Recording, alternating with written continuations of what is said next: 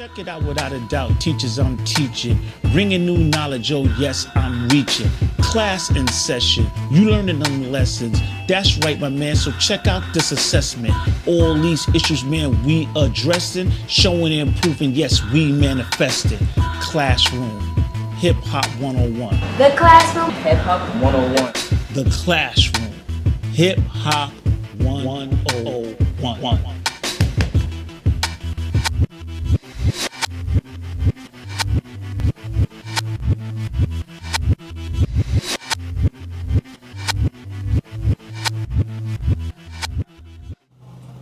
Welcome to the Classroom Hip Hop 101. I'm your host, Dr. Blizzy. And as I always do, I like to remind you, my audience, that the Classroom Hip Hop 101 is about taking issues in urban education and intersecting them with issues in hip hop and bringing the two together to solve problems as it relates to our young people, as it relates to our students. How do we do this? We do this through bringing on innovative guests. We do this through bringing on hip-hop artists who tell their stories of when they were young and what they experienced when they were in schools. We do it by introducing models of success that work. And also, we use my research and my experience as a principal in New York City urban schools and my research as it relates to hip-hop and education. And today we're going to have a very exciting guest. His name is Dr. Damion Kenwood, and we'll be talking to him in a few. But in the meantime, we're going to go through what we normally go through, which is our current events. And I'm going to play this link about mayoral control, and then we'll be back in studio for a conversation. New information this noon. Right now, a rally is underway at City Hall as community and business leaders join Mayor de Blasio to push for an extension of mayoral controls of New York City's public schools. Mayoral control has allowed for big changes to happen fast.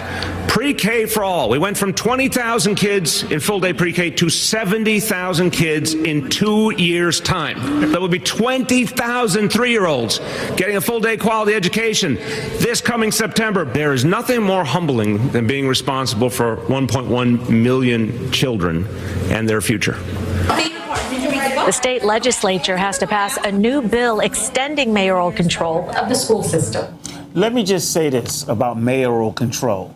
Every about 3 years, the state legislature votes on mayoral control, which was granted to the mayor under the Bloomberg administration and has continued under the de Blasio administration. Now, while under the mayoral, the argument is this, that the mayor should be held accountable for the school system, and then if you elect the right mayor, and then if they don't do what they're supposed to do, then you elect a new mayor. That's the kind of premises for mayoral control. In my opinion, mayoral control often politicizes education and sometimes impacts school reform because depending on who the mayor is, the direction of the school shifts each time that we receive a new mayor. So I have a couple of ideas and some discussions that I like to engage you, KG, around mayoral control. So you saw the clip. I'm going to wait with my notes right here and hear what you have to say about mayoral control. What do you think? I think we need to have more impact on what's going on. And the mayor being in control, what about the other people outside? They need to know what's going on. They need to be able to have a voice. And having the mayor in control everything, what about everybody else? Well, see, here's the thing, and that's the part that I have a problem with, that mayoral control, every time this issue comes up, the discussion happens absent of the community.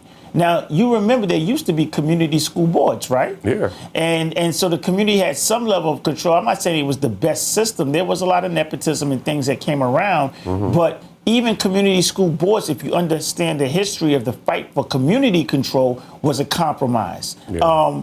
But when I look at, so let me just go through this and you can weigh in at any time. Okay. When I look at the achievement gap between black and white, when I look at the opportunity gap that continues to be an issue in communities of color or dealing with students from African ancestry, When I look at that fact that black boys are the highest amongst the students who receive suspensions and the highest rate of referrals to special ed, Wow. I say to myself, what does the community have to say about that? Exactly. You know what I mean? Yeah. What do you think about? I mean, because obviously, if I feel, KG, that if our community had some input and some control in terms of some of these things, we wouldn't see these suspension rates as high as they are. We wouldn't see an inordinate amount of young black men being referred to special education. Yes. Definitely agree with that. We have to be on top of that. The parents have to be involved. The teachers have to be involved. Mm-hmm. It takes a community to make sure everything goes the way it's supposed to go. Exactly. And I think about, I'm just going to go through this list because, this really is something I'm passionate about. Our children are subject to racist teachers. I'm going to just say that outright. And this is why schools districts like New York City are doing what is now called implicit bias training, right? But see, there's implicit bias training giving the teachers kind of like a pass to say, well, maybe you're not aware of your bias. Maybe your bias is unconscious. But I believe that there are many teachers whose bias is explicit. They know exactly what they're doing, all right? And so if you have an awakened community that is doing something about dealing with racism in the school and have control over who's teaching our children, then we would have better outcomes. Just want to run through a couple of examples of the biasness that we have currently seen. A couple of years back, maybe 2 years back, last year, the Bronx principal that didn't let the black teacher teach Black history during Black History Month. In Roosevelt, Long Island, teacher caught giving out photos of a noose. Prestigious school in Westchester was holding a slave auction where 4th and 5th grade students white students bidded on black students. This is happening in schools. In an elite school in the Bronx, students protested over the racial environment within the context of the schools. So students continue to deal with racism. They still continue to deal with we still deal with students graduating from high school and going into college. Wow. And having to take remedial classes and getting stuck in those remedial classes. Yeah, so you're talking about, Mayor de Blasio just highlighted pre-K accomplishments, but what about on the other end where the students are not succeeding? What about these students that need to be succeeding, right? And the parents need to be involved too. So I believe that if you have community control, not saying take the power away from the mayor, but just like in the executive branch of government, you have the president who's the executive leader, you have Congress that is the representative of the people, so you have checks and balances. If you have community control or some form of community control, you'll have more transparency and you'll have more checks and balances in terms of the school system. And we need the community to be a watchdog in terms of what's happening with our children in these environments, which are often hostile to them. So let's bring community control back to the table. It's about the children. Yeah. Well, we're going to go to this commercial break. And when we come back, we will be live in studio with our guest, Dr. Damion Kenwood.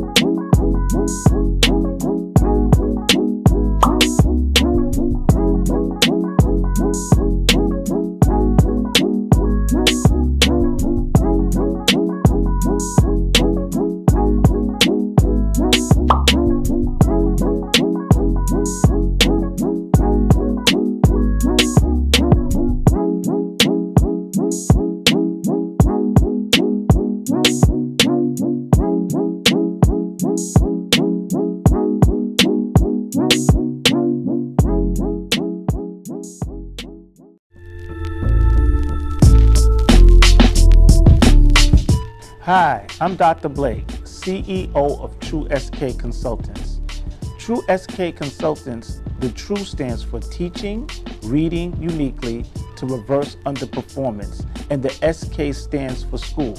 So we're not old school, we're not new school, but we're true school. We are an innovative company focused on whole school reform. And today I'd like to introduce you to my corporate partners who focus on parent and student engagement. Hi, I'm Savannah Banana. I'm an entrepreneur. I am 8 years old. I am a fashion designer and I am in 2nd grade. The company I own is Savannah Banana Clothing. I am partnered up with True SK Consultants to show kids how cool it is to be a business owner. Hi, I'm Brazil Dow and I'm an entrepreneur. Hi, I'm Princess Dow and I'm an entrepreneur. We are the Dow twins. We are 8 years old in the 2nd grade. We act, we model, we have a store online, we write children's books, and we co-develop a learning app that helps kids with spelling words and sight words. But what we are most known for is our kid-friendly brand of water called Water 2 Kids that we curated to get kids healthy with hydration. We partner with True SK Consultants to teach kids the importance of healthy habits and how to become entrepreneurs. Hi, I'm Chloe Pope and I'm an entrepreneur. I am 10 years old and in the 4th grade. I am the CEO and owner of Chloe D Speaks. I am a celebrity kid blogger and I am also a proud partner of True SK Consultants, and I'm here to teach young kids like me how to start their own businesses. Now I'd like to introduce you to the parents of my partners.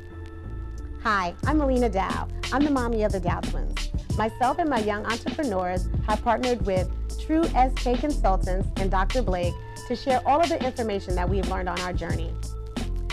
We want to help parents and their children learn new methods of teaching kids healthy habits and entrepreneurship. Hello everyone, my name is Sandra Jordanae and I'm the mother of Chloe D. She is the CEO of Chloe D Speaks, and we're both partners of True SK Consultants.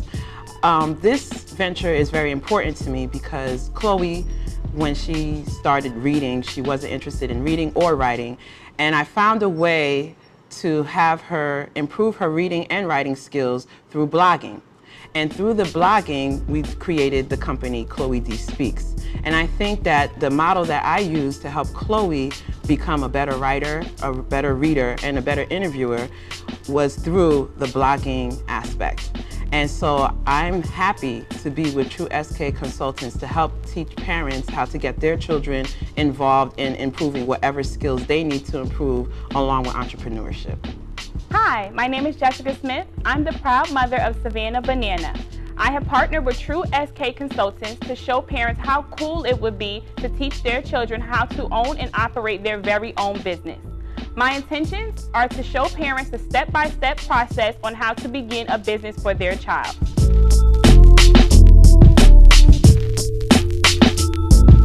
Welcome back to the Classroom Hip Hop 101 with your host, Dr. Blizzy. And in studio, we have a very special person who is making tremendous change in urban education by educating the educators about what our children need.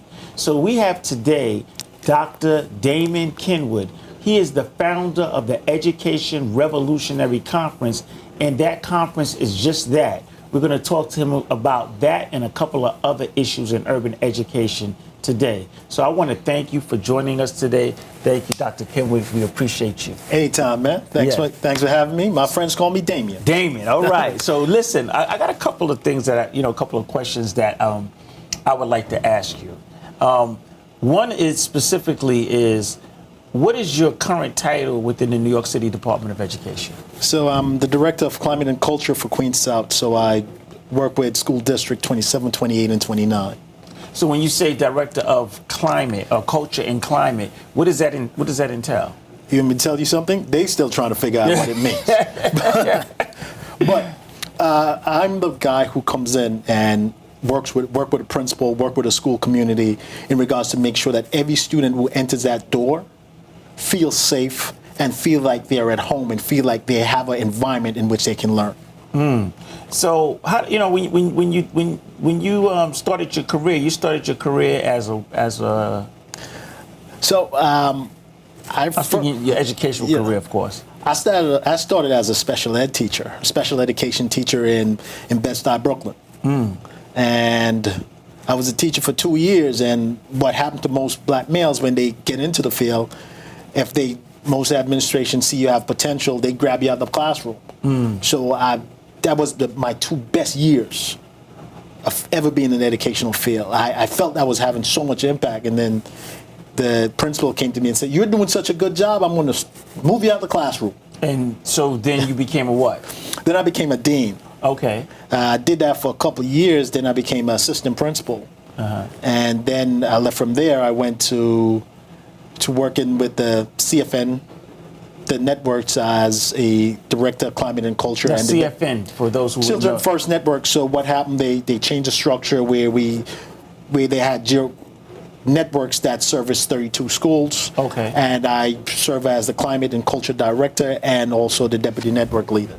Wow. So in your different positions, right? You were a teacher, and you said when you were working in the classroom, that was like one of the best times that you had.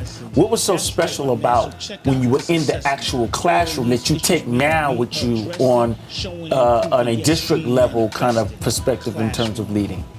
I was able to see my impact on students moment by moment, where I had kids stepping into my classroom and they looked to me for everything. And I didn't understand the value of that because I was so young, where kids would just beg me, "Can I come and hang out with you for lunch?" Wow. And my thing is like, it's lunchtime. But I didn't understand the value of me sitting down with them and just having conversations. So we're talking relational. It's building relationships with kids. It's the foundation for anything that you're going to do in any school. You know, it's interesting because that's a lot of some of the buzzwords today. And I say buzzwords because we throw words around really loosely, but we talk about restorative practices. We talk about building relationships with students and things of that nature. But you actually experienced it in the classroom and saw it before these terms even existed. People in education use buzzwords because it sounds good. To be honest with you, if you go and ask them the truth, they say, "Explain to me what that means." You're going to get well, the textbook says this, the textbook says that. Forget about the textbook. It's what about you really doing in your classroom? What are you doing in your schools? And I think it's also, what does it mean to you? I think it also is, if you ask 5 or 6 different people, what does it mean? Do you get 5 or 6 different responses? You will. That's interesting. So I think about the social and emotional needs of our children, and I didn't know you were a special ed teacher, but when I think about the social and emotional needs of our children, I want to know, from your experience as an educator, what have you learned about the social and emotional needs of our children? We're not, as a system, we're not doing a good enough job addressing those needs. And not only that, we're not prepared to address those needs, because I'm also a college professor. Okay. And most of those students who come into my classrooms and then they go off into the world and say, "All right, you ready now to go and teach my child?" They're not ready. They're not ready. So we're not doing enough in terms of teacher preparation. And I think that we don't prepare them for the reality of what they're about to walk into. That's why we have so many teachers quit after their first 3 years. That's why we have such a high turnover rate. Because someone you grab out of a classroom setting in the university and you prop them in to a school in East New York, in South Jamaica, in the Rockaways, it doesn't work. They need to be prepared for what they're going to do. So that's a perfect segue into what you're doing around teacher preparation, leadership preparation, just preparing educators to work with our children, basically. So you have this conference, and I want to do a full disclosure that ERC, this conference that is founded by Dr. Kenwood, I had an opportunity to participate in it last year, and I thought it was phenomenal. So tell us a little bit about this conference. What is this Education Revolution Conference? The ERC conference forces people to take a look at what we're doing and really, really take a deep look and say, you know what? Stuff we're doing, it ain't working. We need to change. We need to revolutionize the way we think, the way we teach, the way we prepare our teachers, the way we prepare our students, and the way we engage with our parents. So how do we do that? So the first step is you got to invite everybody to the party. When I say inviting everyone to the party, what that means, you have to have parents involved, you have to have students involved, you have to have district administration, and you have to have those from the collegiate level. And that's what we seek to do at ERC, where this is the only educational conference you're going to go to, and you're going to see students, you're going to see parents, you're going to see those from the college ranks, you're going to see teachers, you're going to see principals, you're going to see superintendents. Because you can't try to change the system and you only having conversation with a certain group of people, then what changes you making? So the question I have is, what inspired you in the first place to even start a conference like this? My first year, previously in my previous work, I worked in Manhattan. I worked in District 2, and if you know District 2, it's the Upper West Side of the financial district, which is the most affluent part of New York City. And then when I moved... And they have a lot of black children that go to those schools, right? Not many. I'm being funny. So when I moved to South Queens and I saw the approach that we were taking with our kids in South Queens was totally different from the approach we took in Manhattan. Like, oh, okay, I see it. Then I start having conversation with principals. And I'm like, this can't continue. What can I do to interrupt what we're doing? And the first year of our conference was focusing on the school to prison pipeline, because I saw there was such a disparity in the amount of black and brown kids being suspended. So that was our first topic we tackled. That year we had about 175 people showed up. It's like, okay, good start. The following year I'm like, all right, we got to step this up. Next year we had 300 and something people. Last year we had about 700 people show up. So this year we probably have 1,000. So the question I have for you is, it's a two-part question. One is, what do you hope to accomplish with this conference, and what has been the participants' response to the conference? So my goal is to spark change. Okay. Spark change from the top, the bottom, the middle. That's why I try to bring in the superintendents. That's why I try to bring in the chancellor. That's why I try to bring in the teachers, principals, and students. I want to spark change in how we approach education, and how we approach black and brown students, how we approach teaching, how we approach those parents. You know, we're going to go to DJ Cool KG, who's going to be on the ones and twos with us, and he's going to get us really pumped up with some music, and then we're going to come back. And when we come back, we're going to talk some more with Dr. Kenwood about this conference and some other issues in urban education. We'll be back after DJ Cool J. I said Cool J. DJ Cool G gets on the set. Come on, baby. Come on, baby. Come on, baby. Come on, baby. Come on, baby. Come on, baby. Come on, baby. Come on, baby. Come on, baby. Come on, baby. Come on, baby. Come on, baby. 1990. indeed. Sharp rock jumps upon the scene with the lean and a pocket full of green. The green doesn't symbolize I made it on the top, but RoboCop last year was a shock. The tone of the Popeye cut shook your butt. Kids are screaming, the media says what? Kind of music is this for you to dance to? The man with the plan and the band demands you. Leave the smack and the crack for the whack, for the vial and the knock, keep a smile like that. Leave the knife and the gun in the store and ignore temptation set by the nation. Racial game cause it's pain needs a new rep. In your heart and mind, never forget you set Hawkins, and when you walk in, you don't just one. Black on black, remember that it's important. Anyway, the shunless one, bring forth the fun. No hatred, the summer's almost done. No time for sleep. Jump in your Jeep and pump up the funky beat. Holy, beaver goes off, yo, smash it, then trash it. You're too young to be plumped in a casket. Just get your boys and bring the noise and just swing it. And party people, sing it. Uncle L, future of the funk. Records are recorded, minus all the junk. People spread gossip and believe what they must, but I slam dunk punks and make them fight the dust. A minute is needed to make a phony rony bleed, and put them in a bucket like a chicken feed. Check out the pick up the litter, not a quit, I'm nice. And I'ma dust you off and dust you up twice. You never heard this, so observe it, hysterical fan. Maddox of the Asiatic miracle man. Prominent, dominant, McCoy and I'm real. Another brother's fan, well, get how you feel. He's so, I got the instinct. They call me Deputy Dog, to put your booty in the clink. And answer to a Marley Marl remix single love. Let me see your earrings jingle, love. They're jiggling, baby. Go ahead, baby. They're jiggling, baby. Go ahead, baby. They're jiggling, baby. Go ahead, baby. They're jiggling, baby. Go ahead, baby.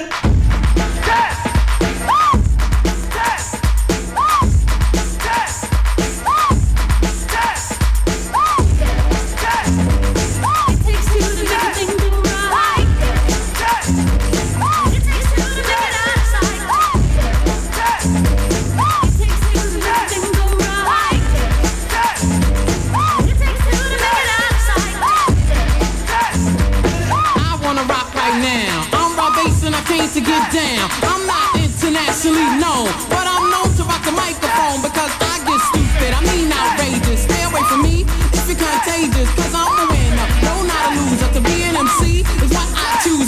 Ladies love me, girls adore me, I mean even the ones who never saw me, like the way that I rhyme at a show. The reason why, man, I don't know, so let's go, cause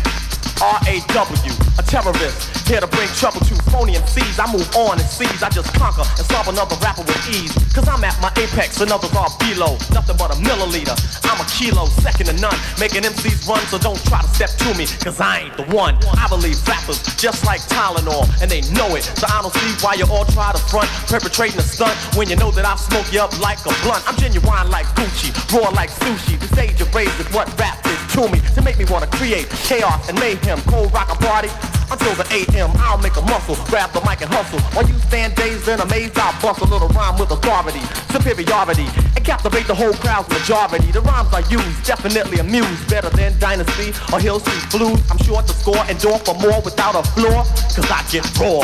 I came in the door, I said it before. I never let the mic magnetize me no more, but it's biting me, inviting me to rhyme. I can't hold it back, I'm looking for the line, taking off my coat, clearing my throat. The rhyme will be kicking it till I hit my last note. My rhyme remains defined, all kind of ideas. Self-esteem makes it seem like a thought took years to build, but still say a rhyme after the next one. Prepared, never scared, I'll just press one.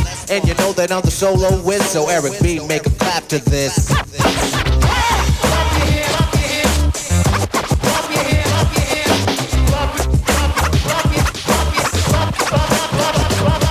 I don't bug out a chill, or be acting ill. No tricks in 86, it's time to build. Eric B easy on the cut, no mistakes allowed. Cause to me, MC means move the crowd. I made it easy to dance to this. But can you detect what's coming next from the flex of the wrist? Saying D, then I'll proceed, cause my man made a mix. If he bleed, he won't need no band-aid to fix his fingertips. So I'm rhyming till there's no rhymes left. I hurry up because the cut'll make him bleed to death when he's kicking it. Plus it ain't no half-stepping. The party is live, the rhyme can't be kept inside of me. Erupting just like a volcano.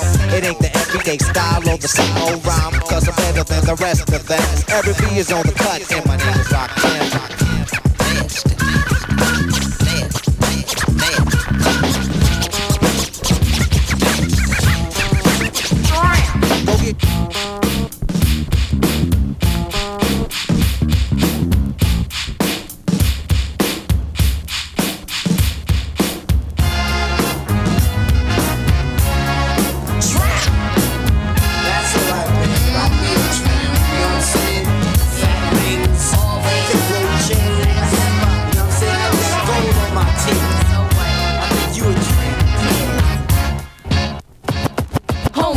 Attention you must pay, so listen close to what I say. Don't take this as a simple rhyme, cause this type of thing happens all the time. Now, what would you do if a stranger said hi? Would you diss them or would you reply?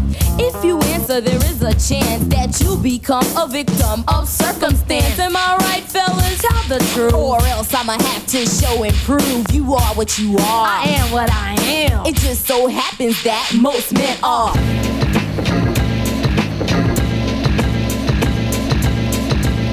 These Bismarckies.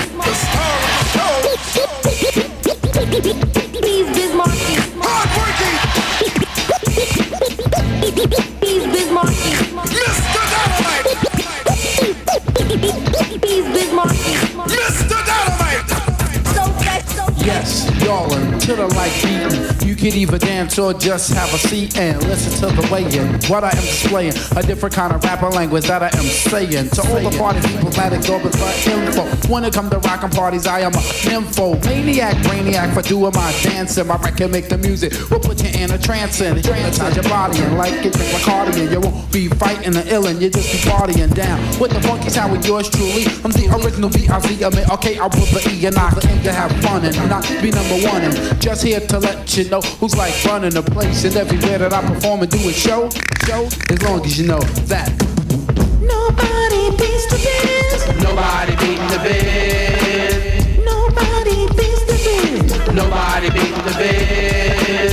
Nobody beats the biz. Nobody beating the biz. Nobody beats the biz. Nobody beats the biz. I want to thank DJ Cool KG. I said LL Cool J or Cool J before, but I put you in the line with greatness, my brother. We're back and we're talking about what's happening with our schools. We're talking to Dr. Kenwood, Education Revolutionary Conference that's coming up April 18th at St. John's University. But there's a lot of conversation happening around the country around equity and access.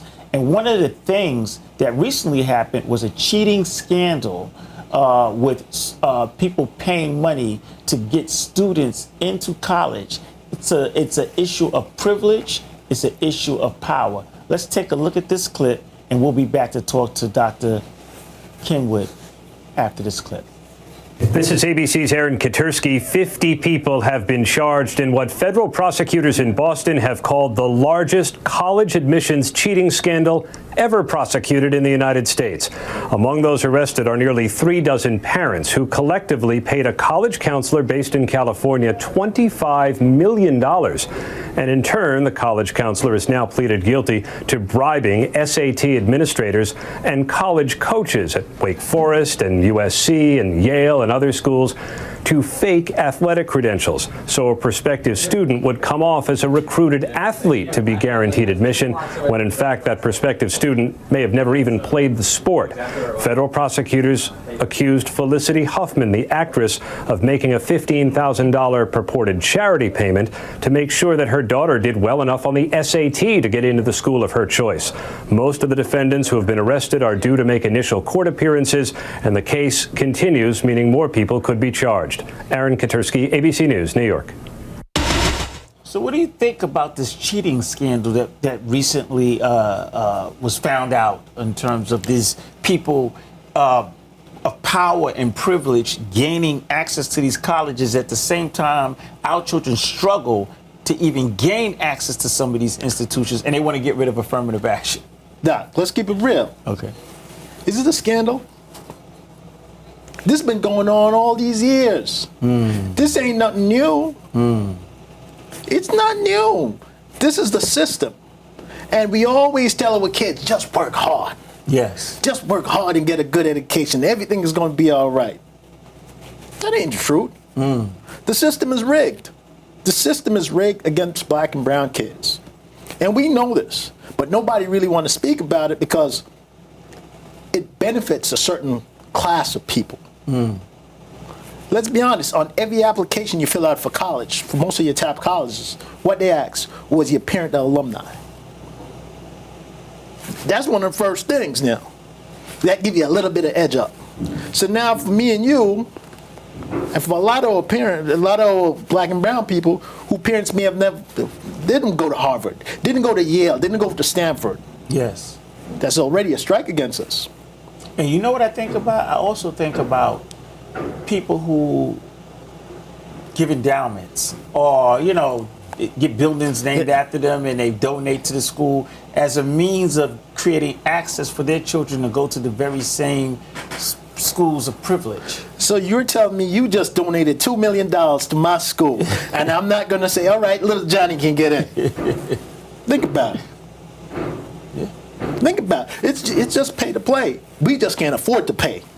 It's just interesting how when, I was kind of surprised that they even did an investigation and doing federal charges, as you said, because this is something that happens on an ongoing basis.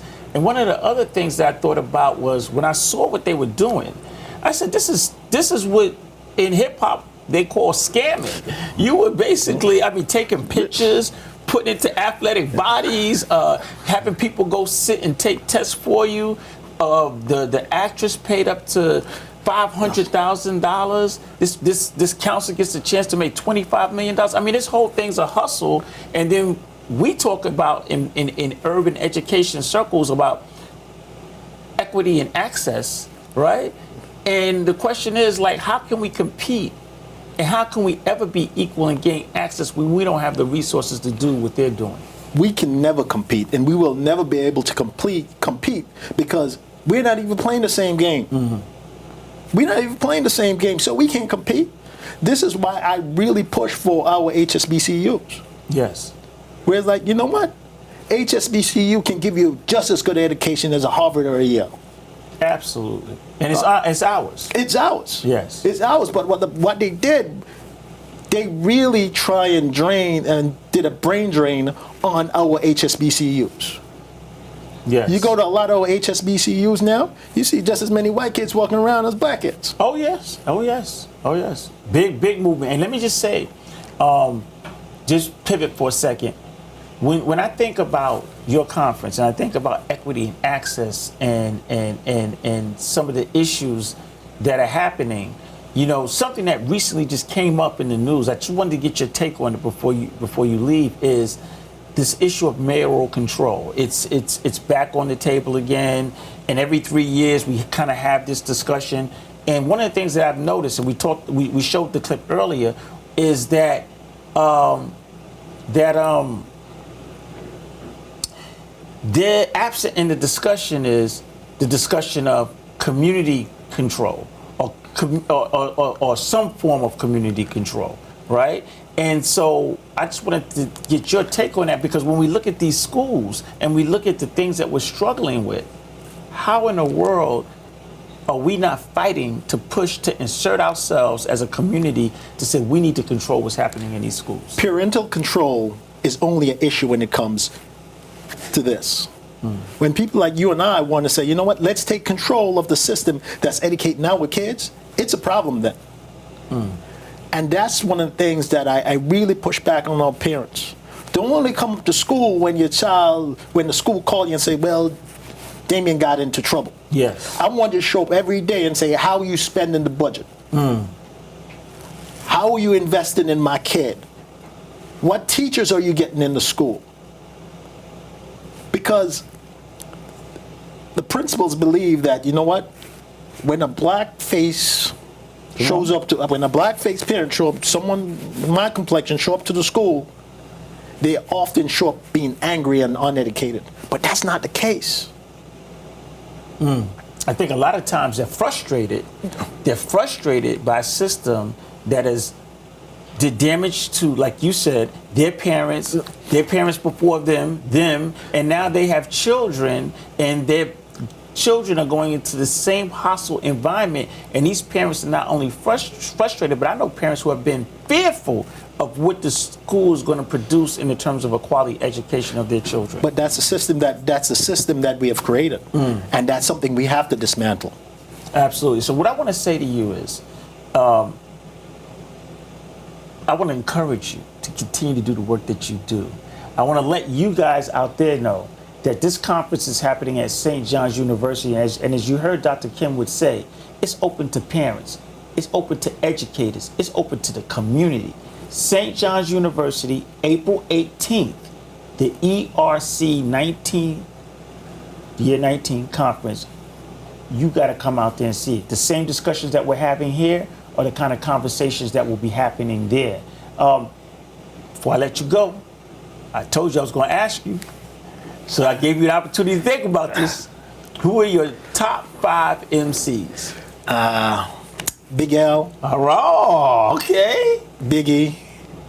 Nas. All right. J. Cole. Okay. Because Cole went to St. John's. Yeah, and he's carrying on that tradition. He really is. Last one. And I love Jada Kiss, man. Jada Kiss. I love Jada. Okay. Let me tell you something. I was going to test him to see. I want to know, Pete, because he's hip hop, but I want to see if he's really hip hop. I said I want to ask you your MCs, not rappers, and you delivered. Listen, how can people reach out to you, find out about how they can support the things that you're doing in terms of this conference? You can always give me a call, 917-476-9792. You can find us on Facebook at ERC Education Revolution Conference. You can find us on Instagram, same name, Education Revolution Conference, or you can follow us on Twitter. Well, listen, I want to thank you again. You have been an excellent guest, and I look forward. I'm going to be out there. I look forward to participating in the conference. Thank you, and you're all welcome. We expect everyone to be a part of this conversation. Oh, I got to ask this one last question. I'm sorry before we close out. Who were some of your participants that participated in this conference in the past?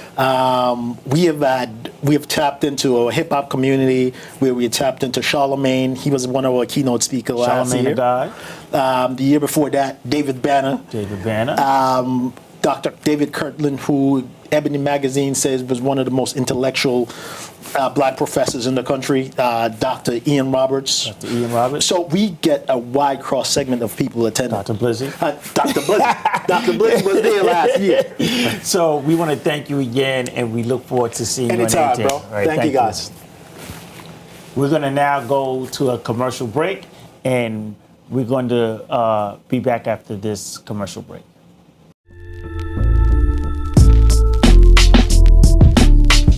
Hi, I'm Dr. Blake, CEO of True SK Consultants. True SK Consultants, the True stands for Teaching, Reading Uniquely to Reverse Underperformance, and the SK stands for School. So we're not old school, we're not new school, but we're True School. We are an innovative company focused on whole school reform. And today I'd like to introduce you to my corporate partners who focus on parent and student engagement. Hi, I'm Savannah Banana. I'm an entrepreneur. I am 8 years old.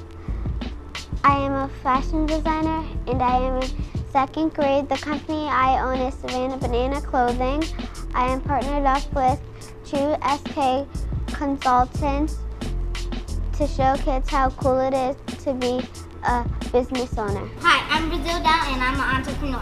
Hi, I'm Princey Dow and I'm an entrepreneur. We are the Dow twins. We are 8 years old in the 2nd grade. We act, we model, we have a store online, we write children's books, and we co-develop a learning app that helps kids with spelling words and sight words. But what we are most known for is our kid-friendly brand of water called Water 2 Kids that we created to get kids healthy with hydration. We partnered with True SK Consultants to teach kids the importance of healthy habits and how to become entrepreneurs. Hi, I'm Chloe Pope and I'm an entrepreneur. I am 10 years old and in the 4th grade.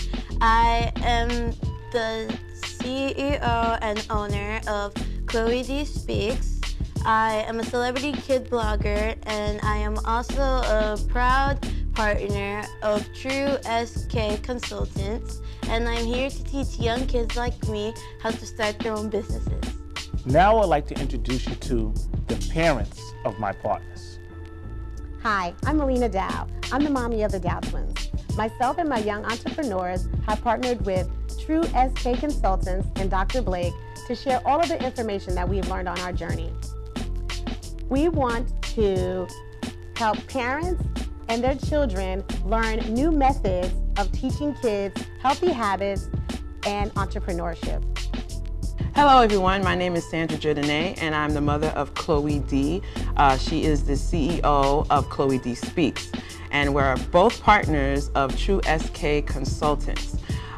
This venture is very important to me because Chloe, when she started reading, she wasn't interested in reading or writing, and I found a way to have her improve her reading and writing skills through blogging. And through the blogging, we created the company Chloe D Speaks. And I think that the model that I use to help Chloe become a better writer, a better reader, and a better interviewer was through the blogging aspect.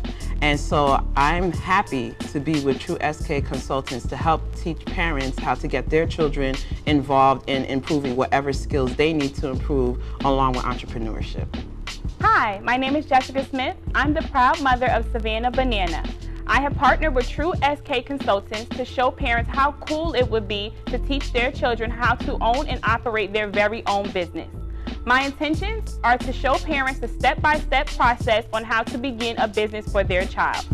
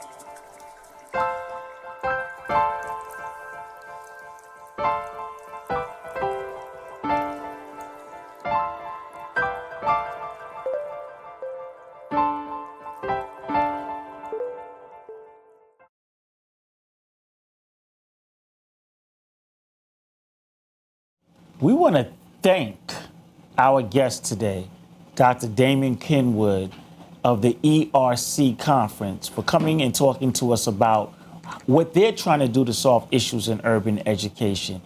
Remember, for those of you who want to get more information about the conference, contact him either through his Facebook page or his Instagram by going to ERC19. That's ERC19. We would like to again to thank you for joining us. I want to thank our producer, our DJ Cool KG. I got it right now. That's right. All right, I Got it messed right. it up this time. Got it right. And just, to get the information about this show, if you would like to see more shows that we do, go to tnhhp.com. Go to the VOD, Video On Demand page, and you can see this show as well as the other shows that we have done. Also, let's not forget that we have Tune In, Hip Hop for Justice Roundtable weekly discussion every Sunday at 9 p.m. The call in to listen live is 319-527-2019. This is where hip hop meets activism. I just want to shout out the team over there at Hip Hop for Justice, Brother Miles Muhammad, my sister Cassandra Jackson, aka Half Pint. I mean, the work that they're doing to connect hip hop and social justice and social activism is phenomenal. I've listened to the calls, I've been in on the calls, and they are really educating our community. This has been another segment of the Classroom Hip Hop 101 with your host, Dr. Blizzy. Peace. Check it out without a doubt. Teachers, I'm teaching. Bringing new knowledge, oh yes, I'm reaching. Class in session. You learning them lessons. That's right, my man. So check out this assessment. All these issues, man, we addressing. Showing and proving, yes, we manifesting. Classroom. Hip Hop 101. The Classroom. Hip Hop 101. The Classroom. Hip Hop 101.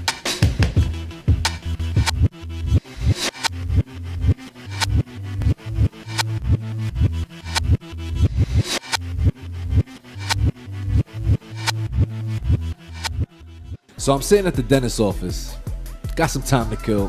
Why not stay up to date on my music downloads? As a DJ, you gotta stay on top of all the music releases every single day. So I open up my FRP Live app and get to work. That new fabulous Ty Dolla $ign record.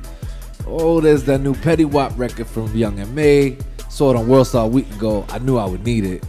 I rate the track, press the download button, and it goes straight to my laptop. Bro, I love this new situation. I get to stay up to date with all the records on the daily. If Franchise Record Pool has something new, I get to jump on it on my phone. So grab that new FRP mobile app on the App Store and keep working. This grind never stops.